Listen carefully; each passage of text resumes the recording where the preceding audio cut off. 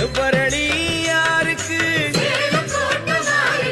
சம்பங்கி பூ யாருக்கு,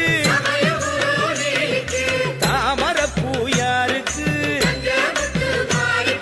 மறிக்கொழுந்து யாருக்கு, மல்லியப்பூ யாருக்கு, தாழப்பூ யாருக்கு, நாளும் மலர் தூவி ஒன்ன